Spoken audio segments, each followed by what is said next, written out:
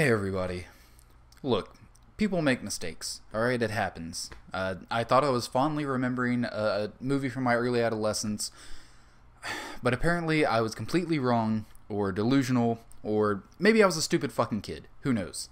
All I'm saying is I'm sorry for what happened with K-Pax. It will not happen again. Hopefully. But you know what? I can't take all the blame by myself. I think part of the blame lies with Jeff Bridges. So you know what, Bridges? I'm going to give you a chance to redeem yourself this week. That's right. This week at Celluloid, we'll be watching the 1986 film 8 Million Ways to Die.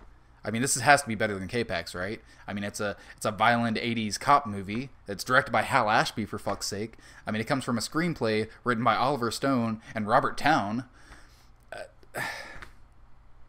God, I hope this is better than K-Pax. Anyway, why don't we drink some booze, join the AA program, fall in love with a hooker, relapse, and repeat. It's time for Crush Celluloid.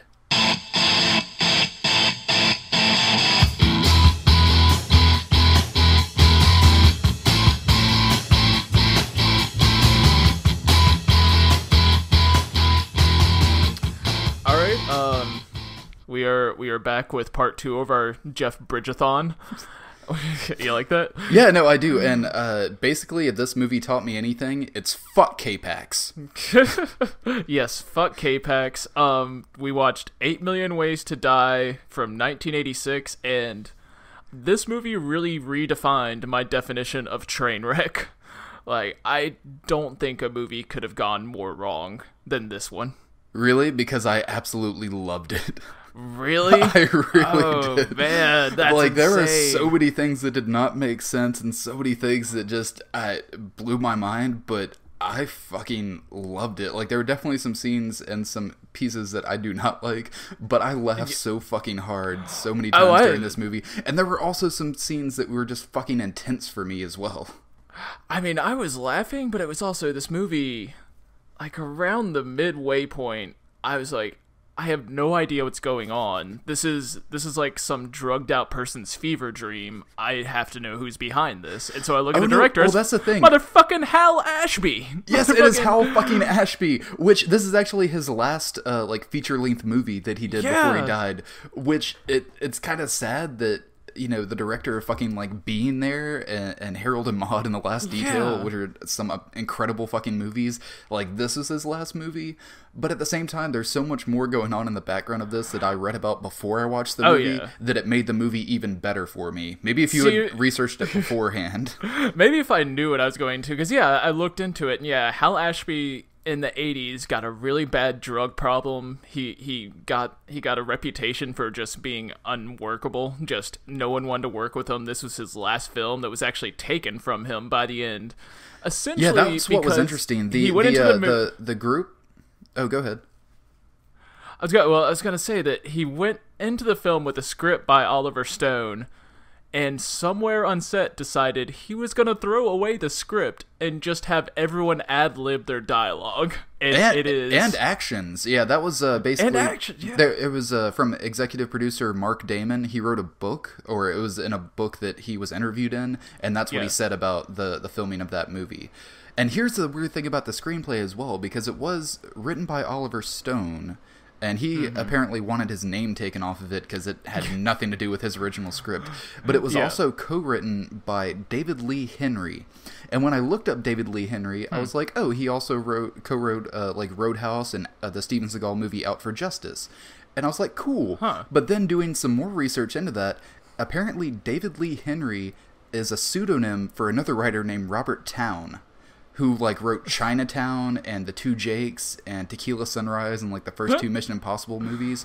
But his filmography as a writer is ridiculous because half of his shit is, like, uncredited or under a different name.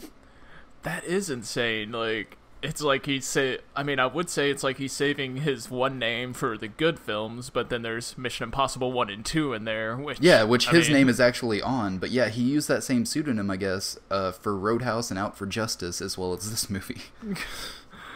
I mean, I guess I could see where it fits in, but I mean, what screenplay credits are there anymore when you just tell every actor to ad-lib and maybe if I had known that going in, I would have understood that none of this really does make any sense. Well, that's the thing. I laughed even more at so much of the dialogue, like when I could tell that it was ad-libbed, and even more so when I feel like it was a line from the script that was left in there.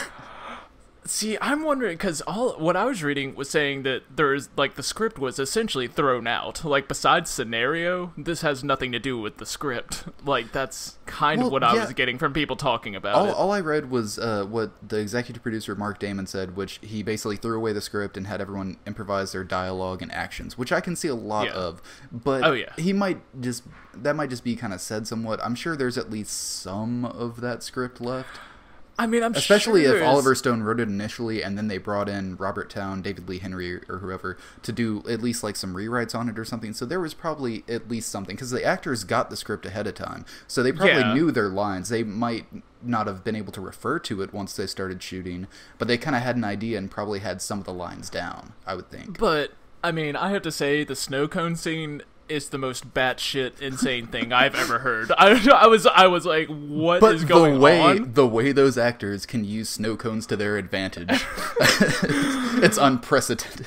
But the funny thing is, like you were saying, Hal Ashby was like apparently fired from the project as soon as principal photography was done, and PSO Entertainment, which stands for Producers Sales Organization, took over creative control on it, and I guess took over the editing and everything like that. Yeah. And I mean, I guess I can see, like, maybe that's where it's coming from, but at the same time, if this is your best footage, like, what is the B-roll looking like? Like, this movie, there's the takes they choose are so long, so sprawling, and half the time have nothing to do with the story. Yeah, like, no, there is a lot of that, but there are some brilliant scenes and moments in this movie, and that's why I fucking loved it. There was a lot of that, but I enjoyed myself watching this movie. And I will say this movie was definitely a complete flop, which why it's sad that it's Hal Ashby's last movie. I think it had like an estimated like $18 million budget. It grossed about $1.3 million.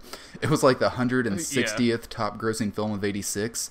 Did you know that Down by Law made more money than this movie? That is pretty insane. You know what else? You know what else made more money than this movie? The GoBots movie. There was a GoBots animated movie called Battle of the Rock Lords, and it made a little bit more money than this made that year. Oh, Hal Ashby was buried under GoBots in his final years. Oh my god. Oh, that's what his obituary should have said. I mean, you say it's sad, but that is so understandable, seeing the product of this movie. Like, I mean, I think it's funny. I didn't know about the drug use thing, but it's sad for me just because, like, Being There is such an amazing movie to me. I fucking love that movie. And also, The Last Detail and Harold and Maude are also very high up there for me. And it's just sad that, like, I enjoyed this movie, but it's sad that this is where he ended up before he died. Yeah, well, I mean, this all comes from Wikipedia. Obviously, we don't have time to do deep research, but apparently, like, in the last years of his life, like, this is kind of he tried to get himself clean. He got his hair cut and got a shave and, like, started going around in a blue blazer to Hollywood parties, trying to show that he was employable again, but he was just considered poison by that point. And so, about a year after that, he found out he had cancer, and it had already metastasized, and so he died within the year. Oh, that sucks. Yeah, so really, really fucking tragic story, but at least the GoBots movie did well. at least we still have the GoBots, I guess. But so I wanted to start this off by like kind of talking about what makes a bad movie, and because I think we have a good example in K-Pax of that is just a horrible movie, but everything essentially is going right. Like everything in it is completely competent. Yeah, it's just not a bad fucking interesting. Movie. Yeah, no. it just doesn't actually grab your attention. It doesn't actually keep you in. Like, I mean, I didn't fall asleep or anything during K-Pax. I watched it, and it was made of entirely competent people, good actors, even some good camera work and a few good scenes. But it was just, it just wasn't impressive. It's like it didn't show up for itself. It was just no one could be asked. Which this is the complete opposite of that. No, well, like it is completely incompetent in most ways, but it is thoroughly entertaining throughout. See, I'm gonna disagree. I'm gonna say the other end of bad movies and where you get, I mean, and I'm not making the distinction between likable and unlikable bad movies, but you get to like The Room and Birdemic that are just they are made by amateurs who don't really know what they're doing, and so it comes off strange. But this isn't quite that, because it's not made by an amateur. It's made by a seasoned vet. Yeah, that's what is so strange, is this is smack dab in the middle, and it's confounding how this movie came out, and that's why I describe it as a complete train wreck, that this movie, whatever intentions it had, just got lost in the madness that was Hal Ashby's mind at the time. I think it went through everything. First of all, it was an Oliver Stone script, so it was probably pretty crazy to begin with. And there are a few lines in this movie I could tell were probably Oliver Stone lines that made their way in. The last scene is very Oliver Stone's fingerprints are all over it. Yeah, and not only that, but yeah, some rewrites and stuff. Hal Ashby got it, threw out the script, and then did his own thing. And then it got taken over by the people funding it, which actually this was like their first major production. So I guess they were like, this is fucked up. We're going to do the best we can with this.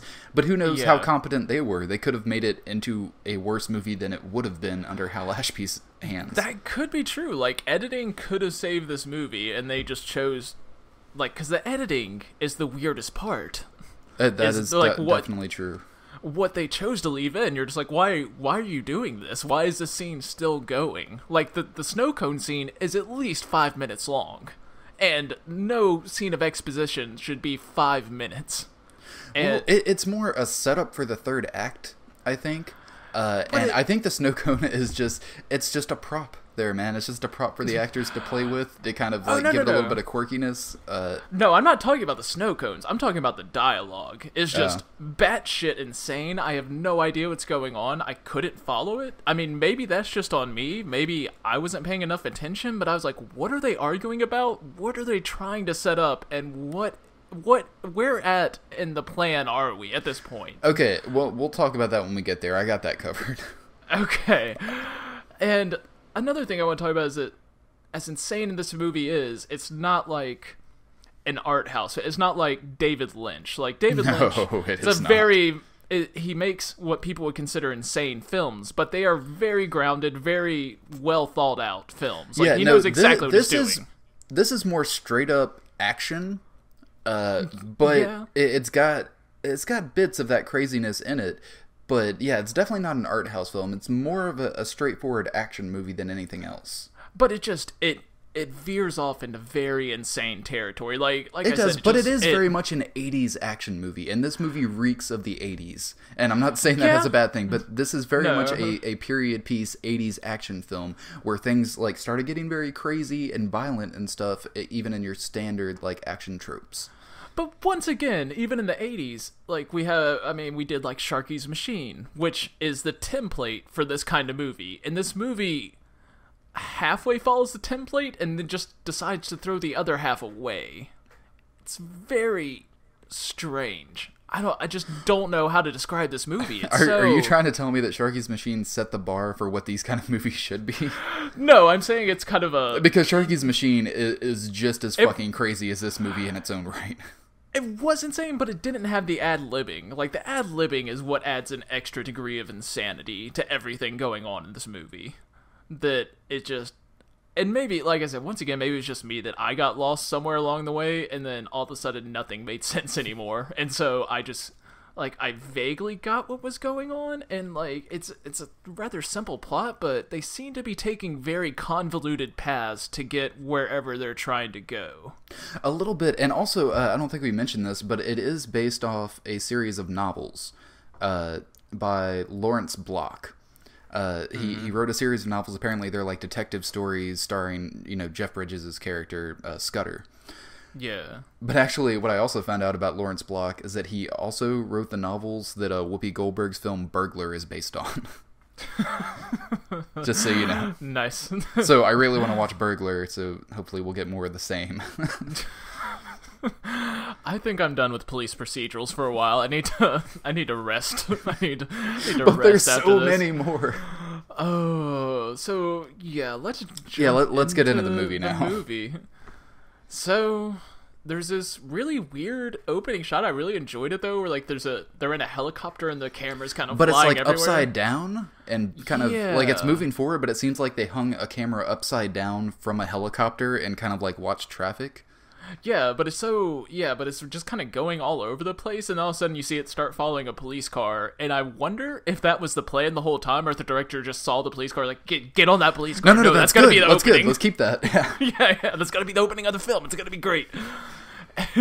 So but also, this film completely has one of those kind of 80s scores, like somewhat synthy, but not as bad as like Cat People. Yeah. But no, I was totally digging it. Like, pretty much throughout the entire movie, I thought it worked very well. Well, no, the score works better for a cop procedural because those are kind of... They're not trying to bring this dark atmosphere to it as much. It's like, it can be kind of punchy and kind of campy. Oh, yeah, and which it was. In the opening scene especially, the 80s score, like, it was working very well. And there were different scenes throughout the movie that were very intense scenes, and I thought the score worked perfectly with it, because it was kind of subtle, just like a few notes at a time, kind of building the tension. I was a big fan of the score of this movie. Yeah, it was good. And then we go from the opening to a Jewish cemetery. Jew graves!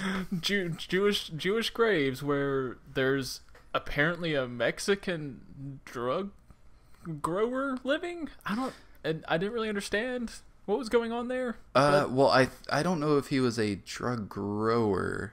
He at least had drugs. He had drugs somewhere, yes. Apparently in this locked shed.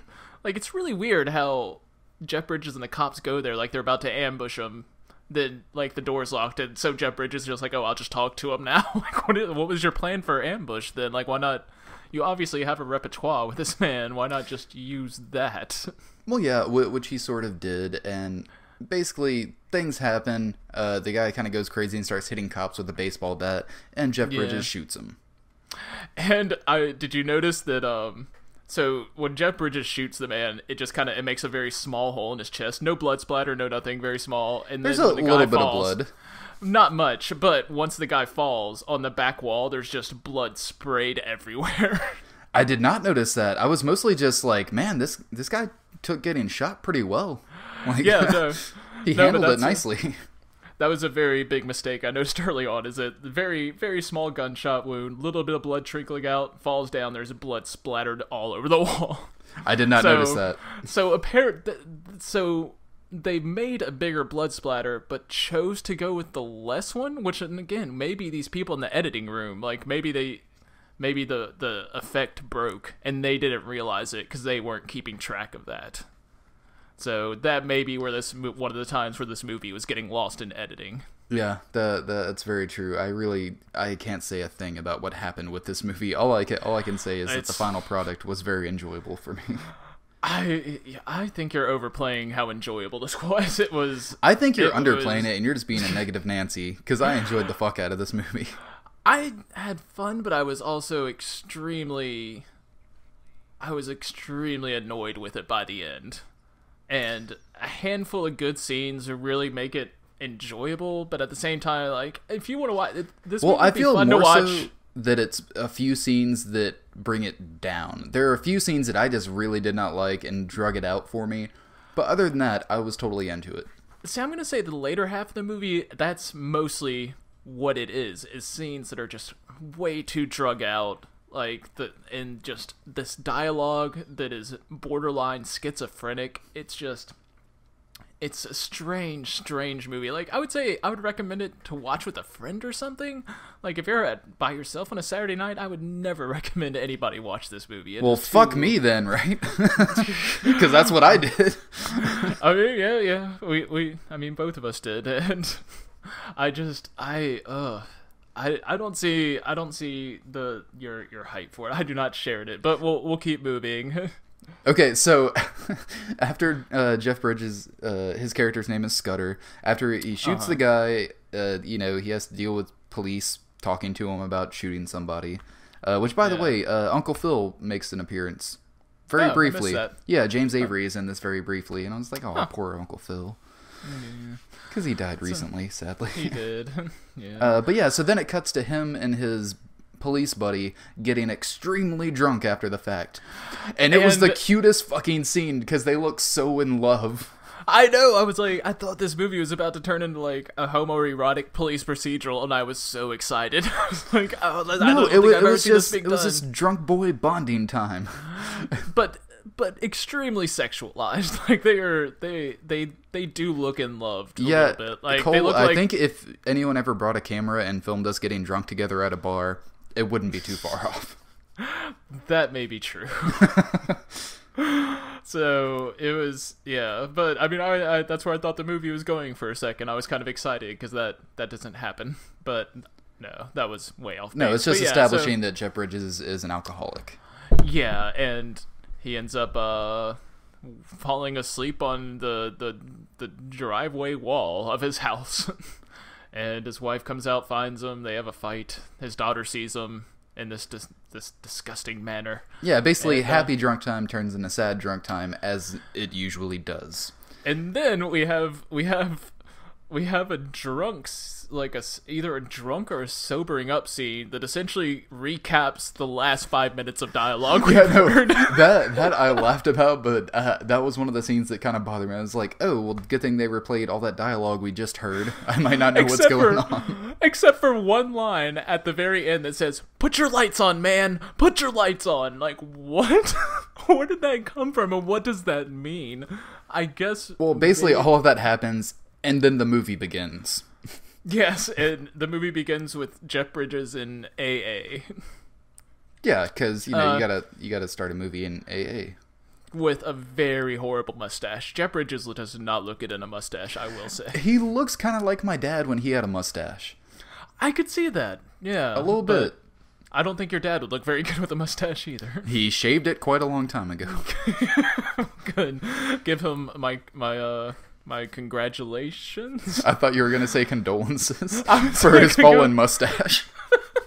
I don't know. I lit a candle for his mustache today. Okay, and I this is the first time I noticed the ad-libbing is where Jeff Bridges, like, he's kind of giving a very generalized AA thing. He's like, must be a bunch of mice living on my Swiss cheese of a liver. Like, oh man, that was bad. That was a bad ad-lib. Have you ever been to AA, Cole? That's how these people sound. But you know what? Movies, I would understand this movie was going for a degree of realism.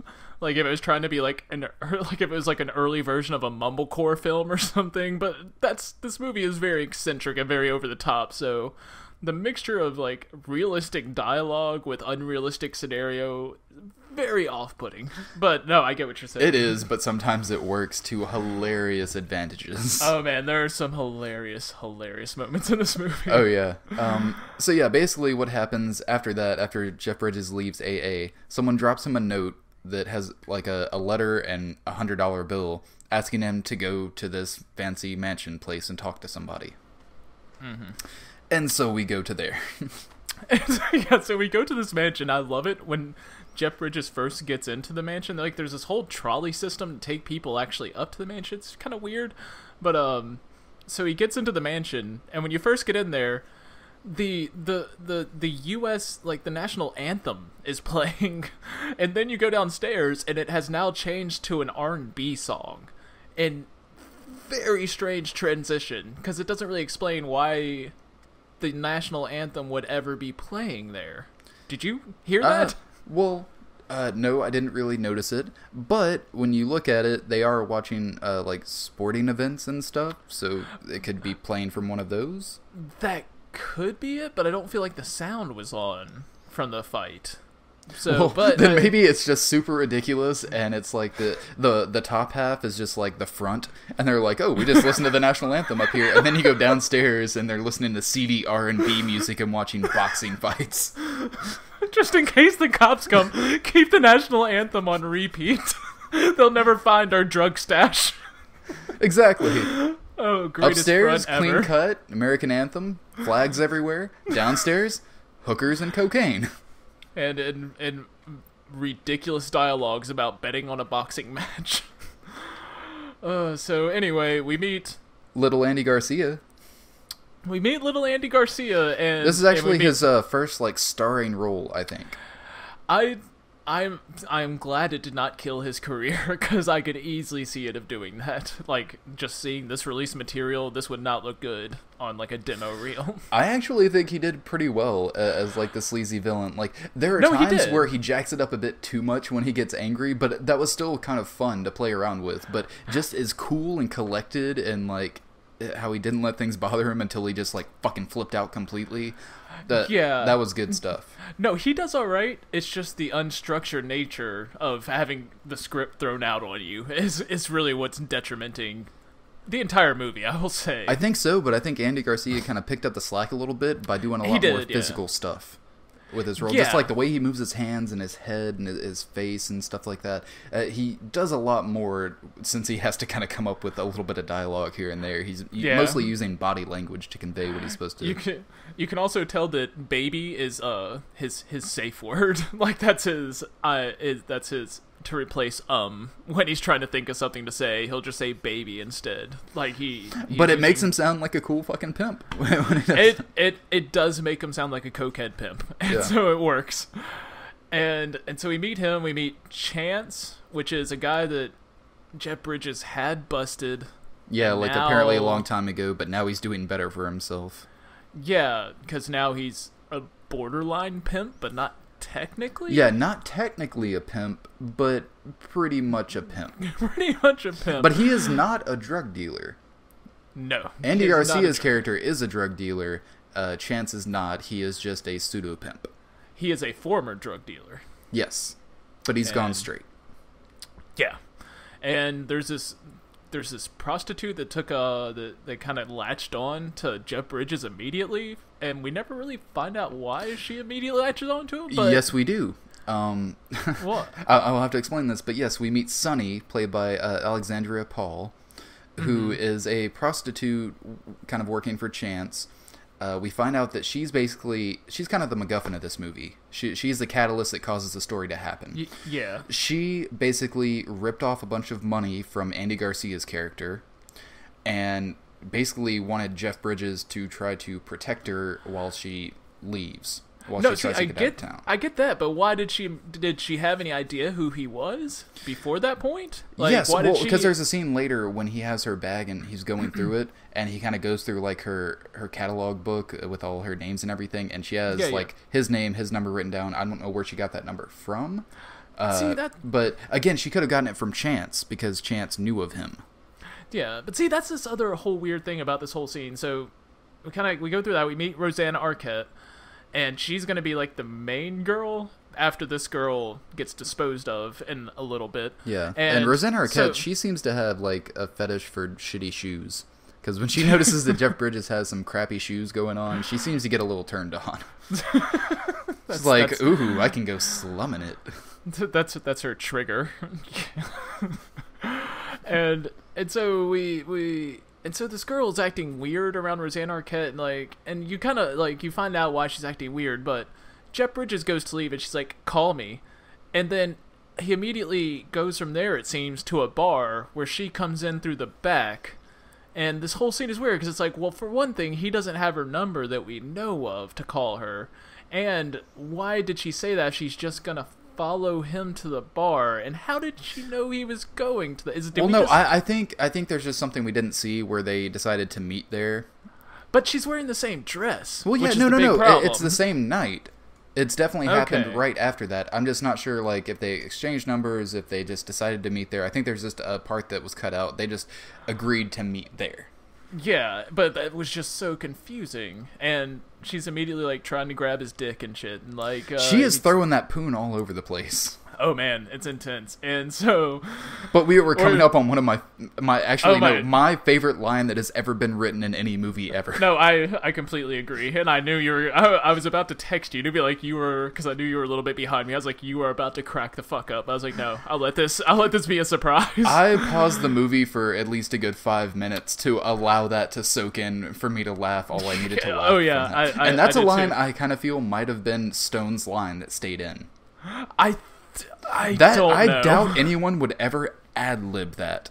And if so, Alexandra Paul, you have my respect. I think it's a confused ad-lib. I think Oliver Stone had written something slightly different that made more sense, and then the girl just kind of came up with that on the moment because she couldn't quite remember the whole line, is what I'm guessing happened. But, so let's set up the scene that Jeff Bridges takes her back to his house. Which is like 50 feet behind the bar. They were just And so he, like, she's kind of letting on, I need you to help me with something, I'm going to pay you $5,000, blah, blah, blah. And he gets a call from his daughter, and the girl, after going to snort some cocaine, is just kind of calling at him in a sexual manner, and Jeopardy's like, oh, I have to go. And he goes back, and, like, there's a silhouette of the girl, and you can tell she's naked, sitting there. And I'll let you have it. Thank you so much. So she's being sexual, and she's kind of looking at herself in the moonlight, or not even the moonlight, but she says, this is the exact line, and I quote, "The streetlight makes my pussy hair glow in the dark. I'll show it to you if you want." Again, best line ever. I think that one was Oliver Stone's. I think that one made it through. Or maybe it's fucking Robert Towne's line. I think that line was written. I think somehow that... Because again, you gotta think Alexandra Paul didn't have that much dialogue before she got killed off. She probably got the script, and she probably memorized the majority of her lines. I think, even if that was slightly ad-libbed, I think that line was written. I feel like it has to be confused, because... It would be something, if it was going to be written by someone who knows what they're writing, it'd be something like, don't you just like the way the street light makes my pussy hair gleam, or something like that. Instead, she said, it makes my pussy hair glow in the dark, which is not what it does. It is not, but also just, I don't know, I like Alexandra Paul quite a bit, but just hearing her refer to her pussy hair, and how it glows in the dark, like it's the most beautiful thing she's ever seen. Calm down. My pussy hair glows in the dark like it's a fucking children's toy. I left it out in the sun all day, and now it glows in the dark. It's the weirdest. Yeah. It is the weirdest line I have ever heard. And then I want to say she says something afterwards like cotton candy. The glow. Did you? Yeah, I think there was something like that. I was like, what? Like that had to be ad-lib. Cotton candy, the glow. What the fuck could that even mean? If that's the actual line, like it's something along those lines. But yeah, that. Oh man, I paused. I guffawed with laughter. I didn't have enough laughter left for the cotton candy line. I was just like, you've already blown your load. Yeah, I was like, you already earned your keep, movie. Let's keep going. Yeah, and I had really high hopes for it after that, but that's really, I mean, I will say that is the highlight of this movie, but then again, this is the highlight of most movies that I've ever seen. Like, I wish Sharky's Machine had this line. That would have pushed Sharky's Machine into one of my favorite films. If Sharky's Machine had this line, like that movie would be infallible. But I would want it to be Burt Reynolds saying that to Domino, like just kind of seeing her on the bed and just like, the streetlight makes your pussy hair glow in the dark. Oh, I thought you meant just Burt Reynolds staring at himself naked, just like the streetlight makes my ball makes my cock hair glow in the dark. Have I ever shown you my glow in the dark cock hair? Every time I turn the fucking lights off. Oh, I sunbathe for 2 hours to get this cock glow going on. I was basically standing on the roof, like in between that and a pole, kind of letting it dangle there, making sure I stand at just the right angle. Just imagine Burt Reynolds just kind of proning himself on Jeff Bridges' bathroom door. Do you like how this street light makes my cock hair glow in the dark? But then there's an immediate, almost like Family Guy cut of him standing on top of his roof with one of those like metallic tan things that people use like on poolside chairs, but he's just like holding it below his cock. It's like trying to get as much sun on there as possible. Oh, and he would look so cavalier doing it too. We could seriously just make the rest of the podcast about this line. And it's really just talk about other movies that this would. Just talk about other films this line would have worked in. Oh, I just. Miss Robinson, I don't feel comfortable. But look at the way my pussy hair glows in the dark. Mrs. Robinson, are you trying to seduce me with your glow-in-the-dark pussy hair?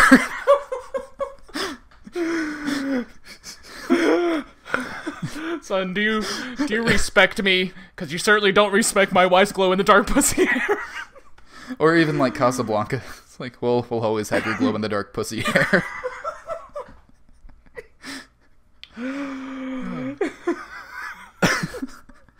I killed Cole. Oh man! I mean, I was about to push it and just go to kindergarten cop. It's not glow in the dark pussy hair. Oh jeez. We need to move on. We do, because this will last all fucking day.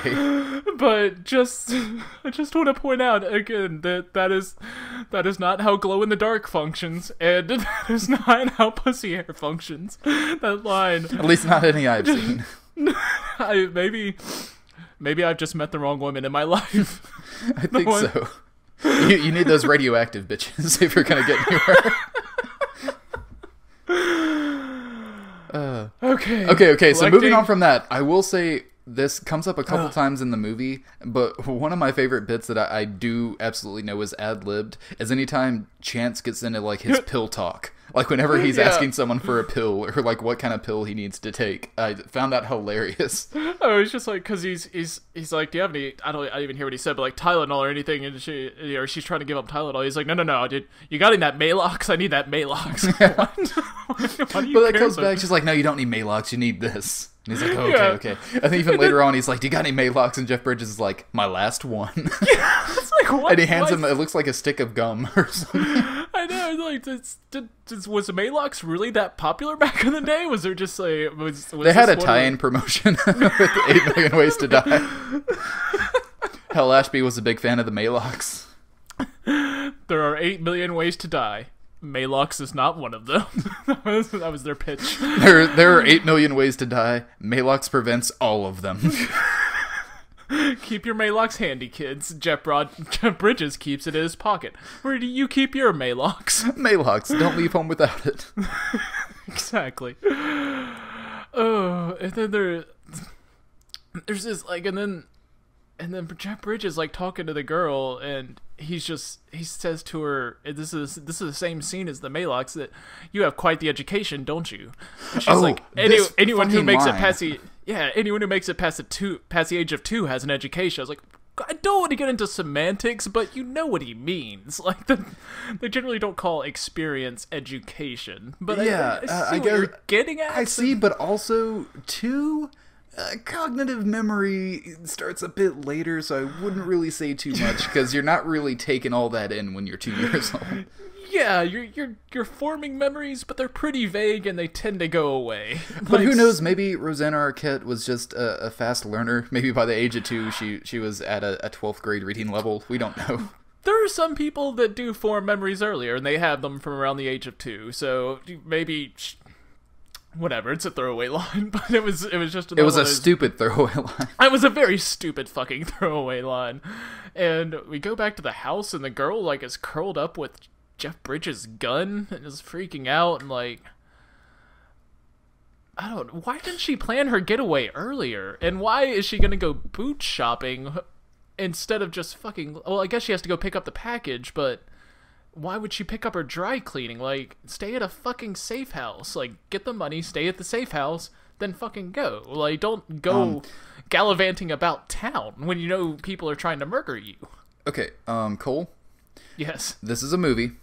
If she did not do this, there would be no movie. In movies, people have to act stupid or make decisions that usually would not make any sense, because if they played it safe and did things in a smart way, then there would be no movie. See, that's why I'm saying it overplays its hand when she is so skittish at Jeff Bridges, because that dissipates almost immediately. To where she's somewhat, I'm feeling all right. As soon as they leave to, like, he's going to take her to the airport to get on her plane and everything, she is freaking out the whole time. Like, when she's getting her bag, like, everything. Kind of. And basically, you set it up, you know that whatever is in her bag that she puts in his trunk, that's what she's going to be killed for. And of course, she gets killed. There's a little bit of a car chase with Jeff Bridges chasing them with a flat tire. And I did like her death scene, though, because she's kind of like going towards the back of the van's window, like, help! And then, like, every time she goes back, it's more blood until they pull her back, and then just a wet They throw blood Kool-Aid splatter. at the window? Yeah, pretty much. I think there was maybe some soda water in there, too. It was kind of bubbly. Yeah, it did not look like blood, whatever it was. But I do have to say, when the scene where Jeff Bridges takes his eyes off her so they can grab her, he goes into we find out his daughter rides horses, so he goes into like a cowboy store, and we sit through his dialogue is explaining exactly what kind of shoe he wants to the guy. It's not like he goes in like, hey, do you have any little girls riding boots? Oh, right way. He says the exact size, shape, color that he needs. And then the guy seems to have a look on his face like, God damn, that was specific. Let me check.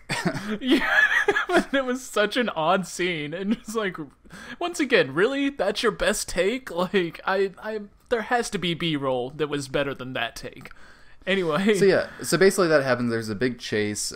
She gets dumped over the side of a bridge. And Jeff Bridges sees that, kind of loses his shit. And at first, so basically from this, he wakes up in a detox clinic. Yeah. So, really but at weird. first, so I figured like, okay, he got drunk. He got drunk because of that, and he had to get detoxed. But the way I thought he was acting, poisoned. I just assumed he was poisoned at first. No, I think like he just couldn't deal with that happening, and so he had been 6 months sober. I think he just like went out and got shit faced. But the way he was acting, I was like, is it drugs? Like what the fuck? I guess he was just hella drunk. See, the thing is it cuts from him seeing the body, and it fades out to nothing before he comes back to cognizance, and he's just in a hospital gown, and he has a little bit of saliva in his mouth. You can't really, like, he's very confused.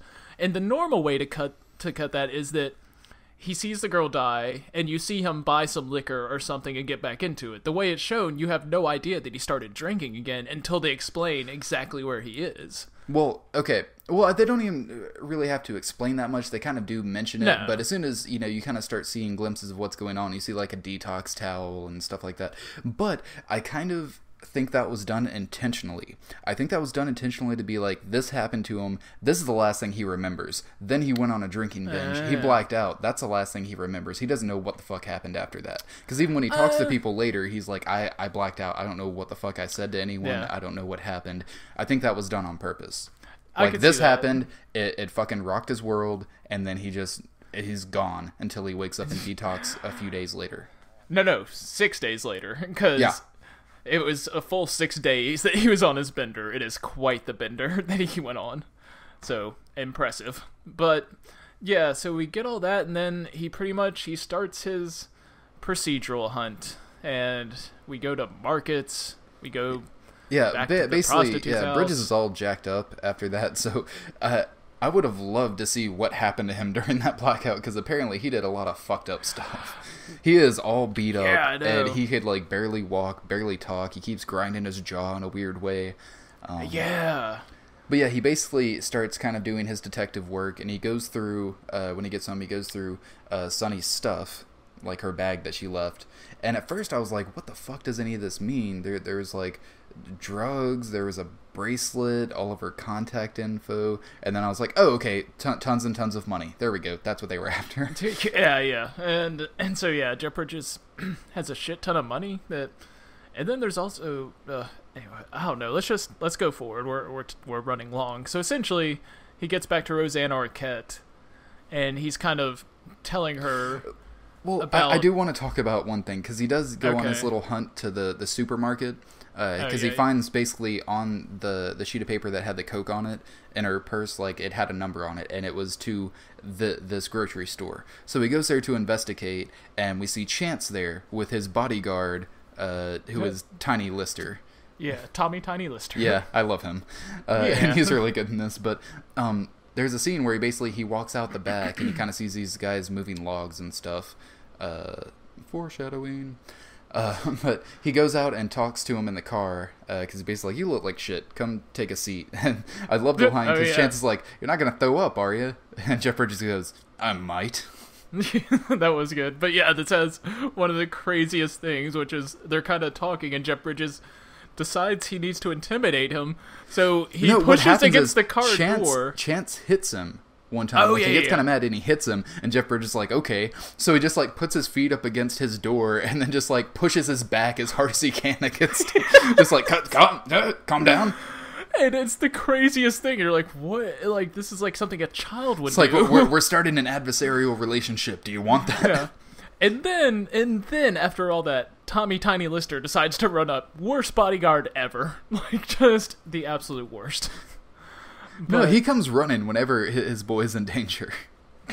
I mean, like, but Jeff Bridges snuck up on him like a minute earlier. Like, a bodyguard would not let that happen. That's something they're not supposed to let happen. But anyway. He didn't even sneak up on him, really. I mean, it's mostly Tiny went inside to take care of some business. Chance was waiting out in the car. Jeff Bridges comes out, and then Chance pulls a fucking gun on him. He didn't need no bodyguard. So yeah, we go from there to Rosanna Arquette, Schoolgirl. Yeah, and I can dig it. Jeff Bridges, like, you can kind of tell that Andy Garcia is all into her, and Jeff Bridges he kidnaps her essentially. And this is one of more or less. It's because he discovers Andy Garcia's ring, which was the same kind of shape and had the same jewels that Sonny's bracelet had. Yeah, and so boom, connection. Whoa. and so he's going off with her. This is one of those scenes where you can tell it was kind of ad-lib, but also weird why they didn't take it out, where they're going back to Jeff Bridges' car, but Rosanna Arquette's shoes fall off, and then he makes her take off the other one very forcefully. It's a very strange scene. Didn't really do anything for the movie. No. It did, though, because the stuff they were talking about during that time, it was trying to make connections. It was trying to figure out what was going on. He was basically explaining to her that he thinks Andy Garcia killed Sonny and why, and trying to come up with reasons why. But I thought it was a cool, especially if that was completely ad-libbed, I thought that was a cool little bit of business they did.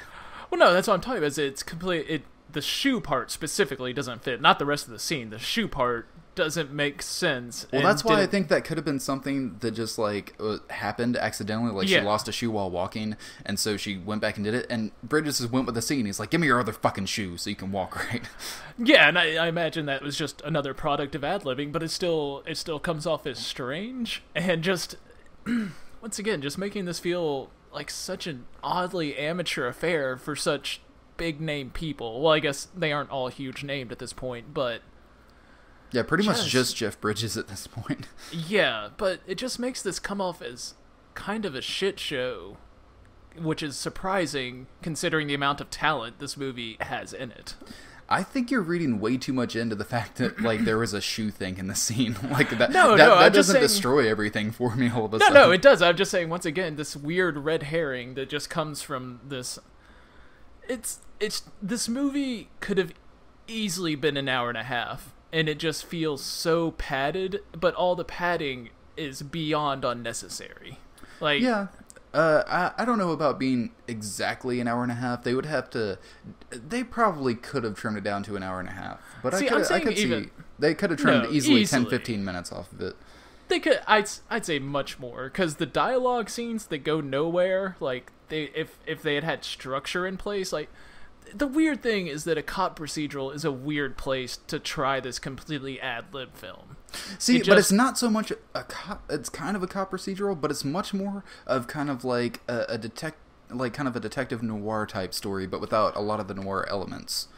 But that's once again a detective story has to be really tight. Like there's no room for excess in a detective story. I mean, and not like it's, or else. You kind of throw people off. Well, there is some excess, but some of it is also kind of like mood setting and shit like that as well, and kind of building an atmosphere and kind of building the characters a little bit. There's definitely a lot that could have been trimmed down, but I wouldn't say that it's all just wasteful. I would say, I'm not saying it's all wasteful. I'm saying a lot of it is kind of wasteful, and that it doesn't really build character anymore because the characters aren't that deep. Okay, so anyway, let's move on from all this, and let's get to the second time Jeff Bridges turns down getting fucked in this movie. Yes, which once again, this is, like I said, this movie definitely has redeeming factors, like this scene. Yeah, this is good. Basically, Sarah, who is Rosanna Arquette's character, is kind of, after he kidnaps her, he's hanging out with her. They're trying to discover the connections, figure out, if he killed Sonny, blah, blah, blah. And she starts getting fucking drunk. He's being good. He's not getting drunk. So they basically go back to his house. They talk a lot. And Rosanna Arquette starts feeling sexy. She's drunk. She wants to get the sex on. And she's kind of like attacks Jeff Bridges a little bit on the bed. And she's like, I'm going to fuck you so good. And then she Ralphs in his lap. Twice. Yeah. And then Jeff Bridges decides the best way to handle that is to pick her up over his shoulder and just very roughly, throw her in the shower. Like, you don't roughly handle someone that's already vomiting. I mean, I guess unless you're just really pissed that she just vomited on your cock, which is I'm understandable. Sure is exactly what happened. Because even the next day, she thinks that they fucked because she's naked in his bed, and he's like, "Nah, I didn't touch you. You puked on me, and I tossed you in the shower, and that's why you were naked. Sorry, it's puking on my dick doesn't do it for me." Yeah, and there was this scene that really called back to Sharky's Machine, where you ask her, "Are you happy?" And she says, I was when I was dancing. I wasn't very good at it. I was like, oh, just like Domino. Yeah. She wants to be a dancer. This part kind of starts out okay, but then it kind of gets into like, they have to fall in love and feelings and connection. This one dragged out quite a bit for me. Oh, my man, so forced. Yeah, and then she just like randomly cries briefly. I know. I was just like, what? And then I guess she kind of tries to explain it by, oh, I'm such a crybaby. But still, it's like, why? What was the impetus for you even getting to cry? I didn't catch it. I guess like they were talking about his daughter, and then she was talking about how her dad was an alcoholic, and I guess she saw a lot of her dad and Jeff Bridges, so she has daddy issues. That's why they fall in love and live happily ever after. Well, I mean, of course, it's a classic boy meets girl who thinks he's her dad kind of story. Yeah. Well, I mean, of course she has daddy issues because she's a girl. Am I right? Am I right? Cut that bit. Misogyny. Okay, so now we go back. We go to Angel and the snow cone scene that we keep referring to. Oh my god, I love the snow cone scene so much. Oh, I love that he brought out the snow cones. I hate everything that happens afterwards. Well, okay, so this is the thing, is that Jeff Bridges gets Angel, Andy Garcia's character, to meet up with them in like a public place so they can discuss a deal. He gets him out there by saying Sonny thinks he kills her, money, blah blah blah. So Andy Garcia, being the cool guy he is, he's like, yeah, how you doing, guys? How's everybody doing today? You want a snow cone? I got snow cones in the trunk. He has one of his henchmen just like take out a tray of snow cones and like pour in like some tiger blood on all of them and then pass them out. Also, not nearly enough snow cone juice for those snow cones. Enough. That was a waste. No. Like, it kind of filled half on the top or whatever. I mean, it's not going to soak in all the way. Back in my day, snow cones used to be fucking dripping with sauce. Well, I think the guy just didn't really know how to make them, so he's just like, oh, this must be what you do. And then, like, later you can tell their snow cones have kind of been replenished, so I think they were eating, and they're like, can we please get some more stuff on these? I don't want to eat just ice. I wasn't sure, because they didn't look very good, and they looked very light, like it soaked in, and there wasn't a whole lot going around, so I just felt bad for them eating the snow cones during the scene, because I was like, I bet those taste like shit. Yeah, well, I mean, it would taste like ice, but still at the same time, why do you want to eat a ball of ice? Like, that's not very much just fun. Ice with just the smallest amount of flavor to get you pissed off. Yeah, and then, so, Andy Garcia, Jeff Bridges, and a third man whose job is apparently to pace very nearby them go off a little bit away from the car to talk. Like, that's one of the things that was getting me really anxious during that scene, and they even call notice to it that this guy is just walking back and forth between them like because he's like a fucking muscle, man. He's keeping an eye on Jeff Bridges. He doesn't know what he's gonna do. He doesn't know if he's gonna pull a gun on Andy Garcia. He's fucking walking around trying to intimidate him, being ready for anything. That's a good henchman. I will point out that his muscle looks a lot like Cheech Marin. Like, he's kind of a short Hispanic man. And I do think that the back and forth between Jeff Bridges and Andy Garcia was pretty good in this scene. I did enjoy it quite a bit. I like how angry Andy Garcia gets. I like how calm and cool Jeff Bridges tries to play it, even though there are certain times where you can tell he's fucking faking it because he's angry. But I thought the whole scene was pretty good. I thought it was good at first, and then after the first minute, I was just like, why is this still happening? I felt like nothing was being accomplished that they were talking in so many circles that I eventually just got lost and stopped caring. Like, that's just kind of what happened to me, is that... Well, basically the whole thing is Jeff Bridges is trying to set up a drug deal with Andy Garcia to bust him. And Andy Garcia is a bit smarter than that. He knows he's an ex-cop. He's not going to be like, why the fuck do you want drugs all of a sudden? He's not going to bite. So they're kind of... They're verbally boxing back and forth a little bit, trying to find something. Jeff Bridges mentions Chance and maybe like trying to work something through Chance as well, which pisses off Andy Garcia because Chance is the one that kind of owns Sarah. He wants Sarah. They're not friends. So different things happen, and they finally kind of work out somewhat of an agreement. Yeah, but once again, this takes about 3 minutes for them to get through all of this, and that's like that. It's just something that could have been done in a minute and had much more oomph. And it could have been, but I also think that this is the main purposes of this scene is for the two competing forces to kind of size each other up. For the good versus bad, to kind of like size up each other and to kind of see the tension between them and see how matched they are. And I mean, I get that, but once again, I think that could have been done just as effectively in a minute without kind of losing the audience, because it's exposition that just feels like it's running in circles, and it's weird. Like, I've never really... maybe it is a little bit. I'm sure it could have been trimmed down, a bit and still been just as, or more effective even, but the scene didn't really bother me. It bothered me. It was the first scene that was my first hint that I was starting to get bothered by this, because I was like, this has happened a couple times before, like when Jeff Bridges first leaves the hospice or the detox, and him and his cop friend are kind of doing that, and once again, it's just weird and like listless and just kind of like confusing. Okay, maybe it's just weird to you because it is more kind of naturalistic dialogue because they are doing improvising. But even that scene, that is completely necessary because you kind of found out what happened during his blackout, what he's been telling people, and what the consequences of that was. Yeah, but once again, it just drags on for too long, and this may be from the editing room, and I could easily see that. That scene between Jeff Bridges and his cop buddy, that one didn't last very long. I'd say that one's like a minute and a half. It's not that long. The Andy Garcia one drags out quite a bit, but I'm just saying, I think you're bothered way more by this shit than I am. I mean, I think so, but it's just, like, it was more the cop friend just repeating himself at least 3 or 4 times. So, Tiny Lister running in short shorts.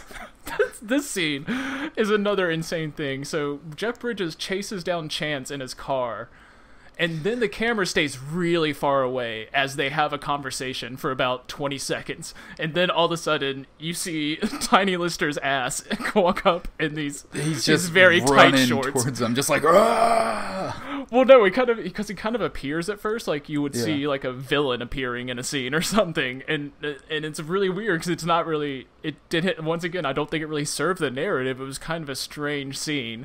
Because Tiny Lister effectively just kind of runs up, looks angry, and that's about all he does for the scene. But I mean, I loved it. But best role ever for Tiny Lister. Wordless, yes. He's has had some problems with scripts from time to time. Yeah, but he's had some good roles. But no, I thought this was good, and it just kind of showed like, oh, that's his best friend. He's gonna take care of him. Yeah, no, it was cute. It was just very awkwardly handled at first, and once again, I think it was editing room, just not knowing what to do with the scene. I will say, I will agree with your stance in the next scene where Jeff Bridges goes back to Andy Garcia's now house to try to make a deal with him. The whole 3-4 minute long scene where he's talking to him about architecture, that could have been cut completely. Yeah, see, and that was the scene that really started to grate. Yeah, that literally didn't have any, because and even if they did want to have it just a tiny bit to show like he's weird about his architectural taste or whatever, even though I will say that scene drags on, it's completely pointless. Even Jeff Bridges is like, yeah, man, whatever, house, yeah, okay, you like the architect, cool. Can we go? But I do like the way that scene ends before they go inside, where Andy Garcia is like, you know what, I'll get you one of these books before you leave about this architect. That was actually pretty good. Yeah, but yeah, that's one that's where like I said, the scene before it was kind of a tip-off. This is where it kind of went overboard. I'm like, whoa, this is getting this is. I want to say the snow cone scene is where I finally looked up information on the movie because like something else is going on behind this. This is not normal. Well, that's the thing. Pretty much, this whole kind of scene going on here is pretty unnecessary and could have been cut almost entirely because that whole architecture thing happens. They go inside. They kind of talk a little bit. Jeff Bridges and Rosanna Arquette get a chance to talk very, very briefly, and then he basically kind of like turns him down on the deal. He's like, "No, you got to get fucking, I'm not going to make a deal with you, blah, blah, blah," and sends him away. Yeah, and based on something that Jeff Bridges saw in the house and he saw earlier at the grocery, he realizes that these logs they have at the grocery... It's in the logs! There's cocaine in the logs. And he figures out, he shows Chance, and I love that Chance and Tiny Lister lock all the employees that probably have nothing to do with this in a freezer, and as far as we know, they never let them out. Well, yeah, as far as we know, they don't let them out, but they totally do have something to do with it, and that's what they basically find out, is that Andy Garcia was using Sonny to get his men into Chance's operation. That's why, okay. I'm talking about that they have, like, the register girl in there and shit like that. Like, well, again, they don't know idea. Who's who. They could have probably figured out it was the couple of Hispanic guys that were bringing the logs in, but anyway... But then it cuts to the most ridiculous thing ever. It cuts to outside, and Jeff Bridges' car is packed to the brim. They're on the roof, they're in the trunk to where the trunk can't close, and then they're between the trunk lid and the back windshield, hanging out of the side of his car. And there's also another throwaway line. Is that he's like, "Oh no, you're gonna," like they're stacking them up. He's like, "Oh no, you're gonna block your side view mirror." He's like, "Oh, we'll carry some in my car then," which would make you think, "Oh, they're gonna get caught in that car with the cocaine," because otherwise, why would that line be there? Nope, just they thought they had to cover the discrepancies of packing a bunch of logs into a car. I'm sorry, I appreciated that scene because it made me laugh really hard at how ridiculous it was hilarious.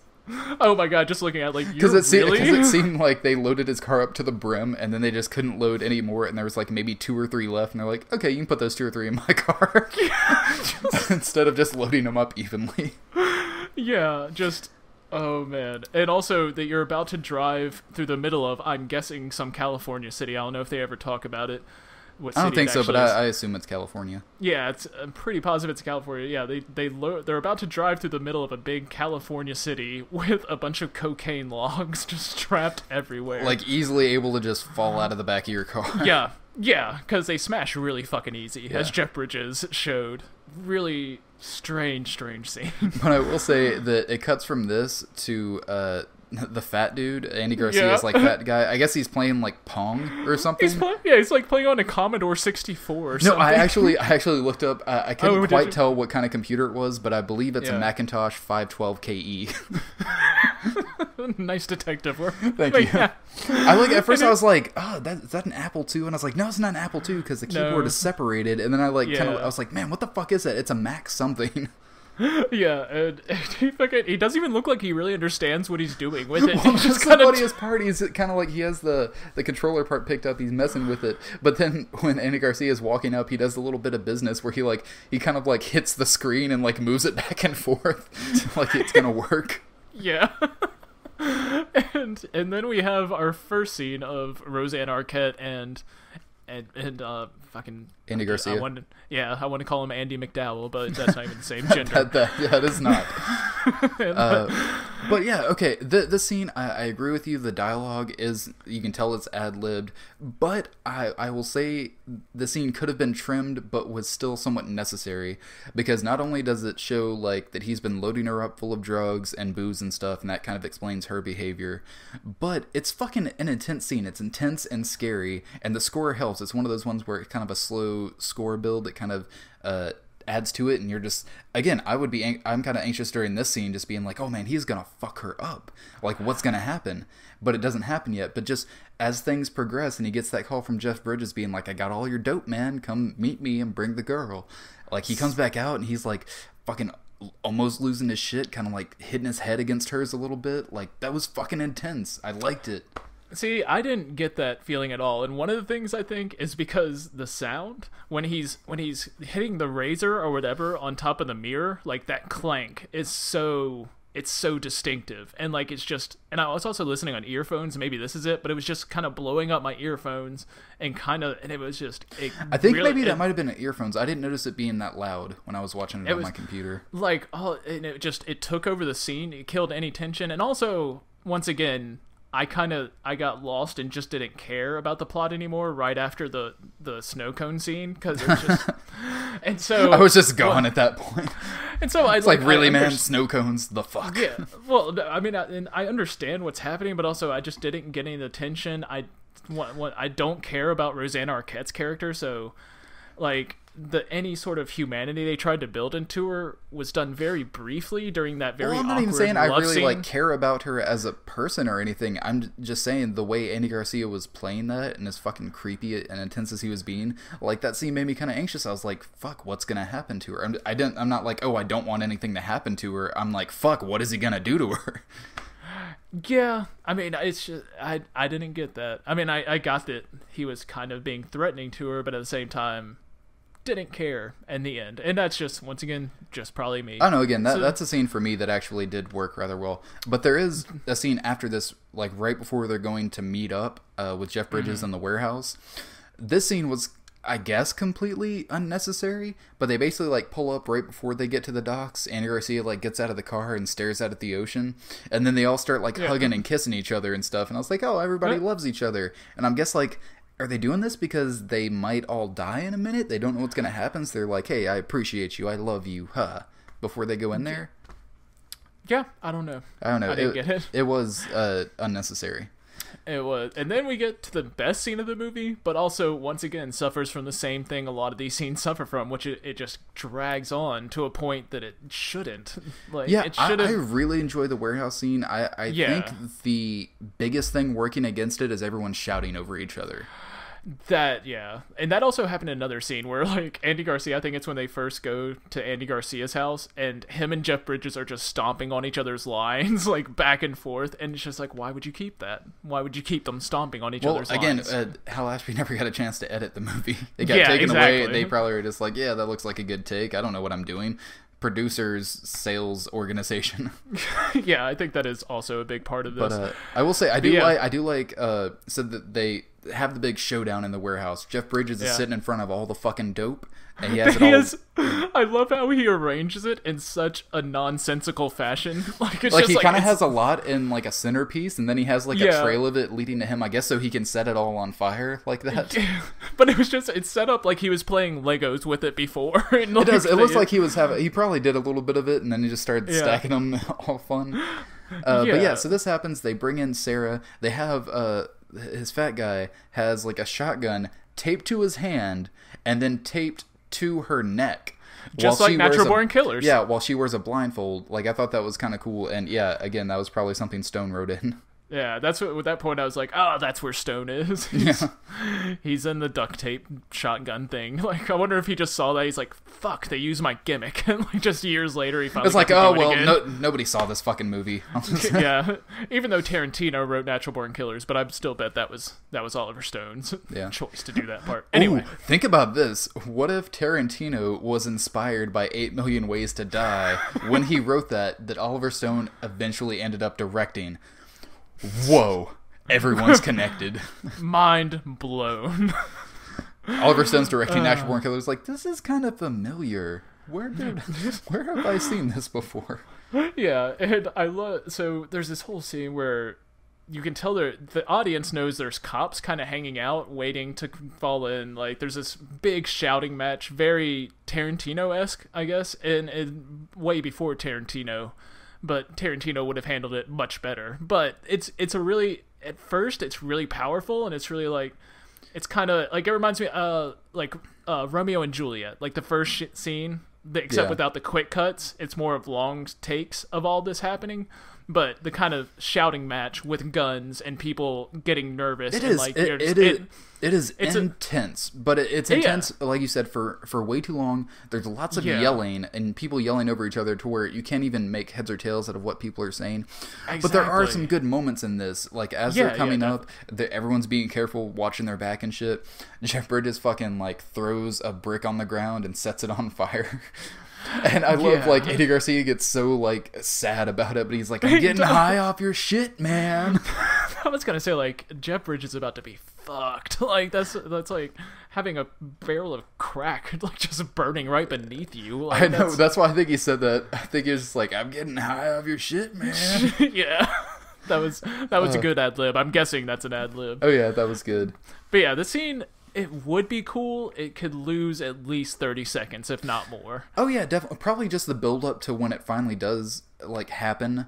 Because it gets to be a bit much. It's a bit repetitive after a while. But it's still very intense. And then shit hits the fan, and it's just... It escalates quickly and ends so fucking quickly.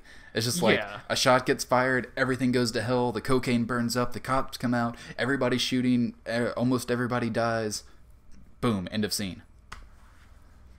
Yeah, and it was cool, kind of. Like once again, should have shaved it. It would have been awesome, but it works mostly. Yeah, it mostly does work. It was mostly just some of the yelling over each other and the repetitiveness of it leading up to when the action actually happens. Yeah. They could have trimmed that down a little bit, but it was still a very intense scene. Yeah, but like I said, they, once again, probably the editing booth, but it went from intense to anxiety provoking, and that's the place where you don't want to get it. Like, that's just where it's... You don't know, man. Maybe Hal Ashby was like, fuck everybody. I'm going to give those bitches anxiety. They're going to watch my movie until they are just uncomfortable being alive. You know, and I almost got to that point. So, Hal Ashby, congratulations. You made Cole cry. you made me almost cry. Like, please stop doing this. I want it to end. I just don't know what's happening. And we go from this to a liquor store where, because Chance dies during the shootout, so Jeff Bridges decides he wants to drink. And, this whole scene could have been cut the fuck out. Oh, easily. It was, especially because it's just the middle scene leading to the final boss scene. That's what you want to get to. Yeah. After you have this big action scene, that's what you want to get to.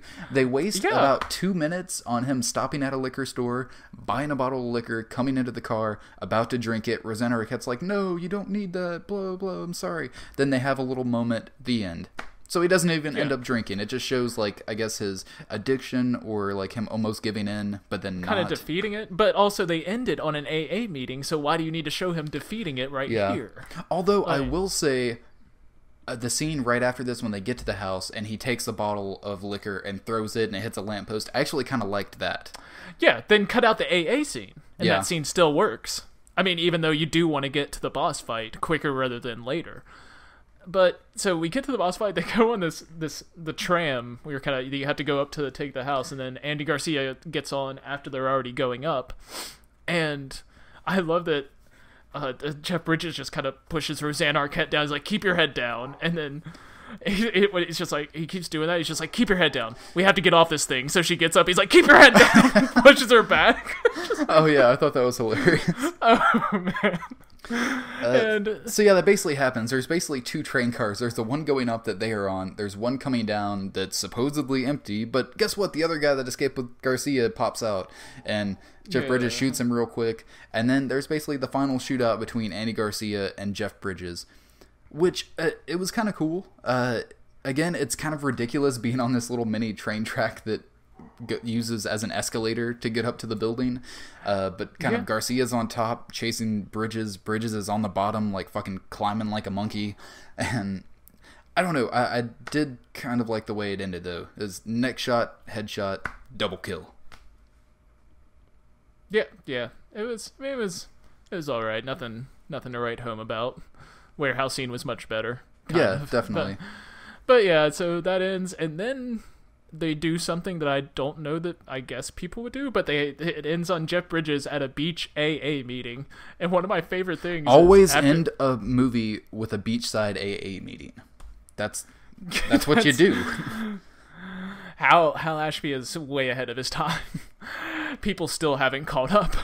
And one of my favorite things is right after Jeff Bridges starts giving his little AA speech, you see a woman stand up, and her child is kind of like a woman and her child stand up and start to leave, like walk away. So like, did she bring her child to an AA meeting, or did she just sit down and then realize, oh, I'm not supposed to be here, I'm sorry? I thought this was a party. Weird.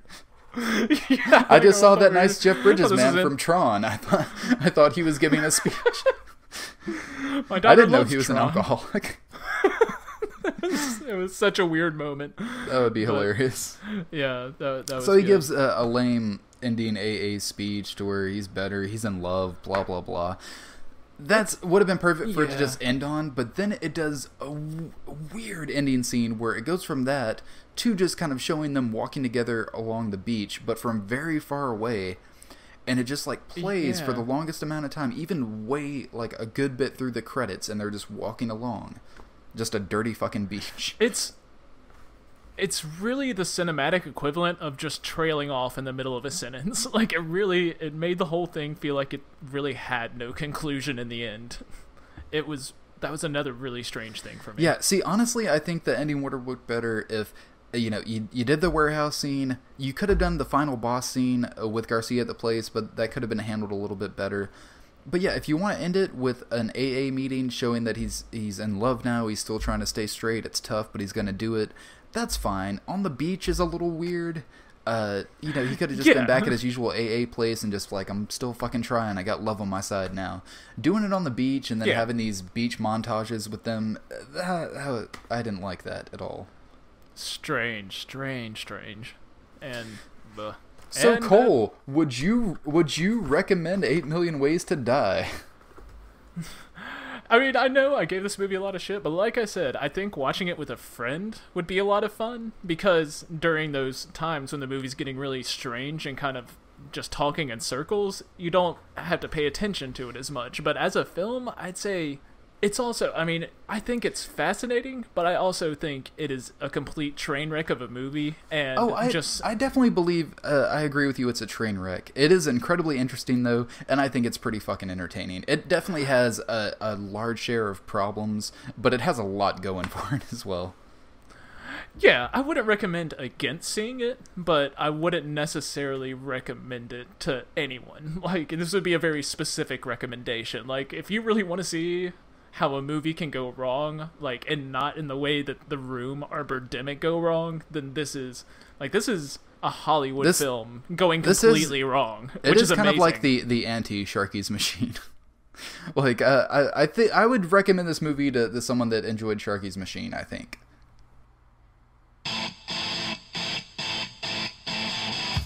Well, that was a little bit of insanity called 8 Million Ways to Die. Yeah, I fucking loved it. I was all about it. I loved the insanity of that movie. Cole seemed to be a little bit less impressed with it. He didn't seem to be as into it as I was. But you know what? That's what we promise here at Celluloid. Well, we're going to get down to the nitty-gritty. We're not always going to agree with each other. Sometimes we're going to argue. We're going to hit those hot-button issues. We're going to touch on the taboo. You know what I'm saying? So in order to keep up with that, next week we'll be watching Lethal Weapon 4. We'll see you next time.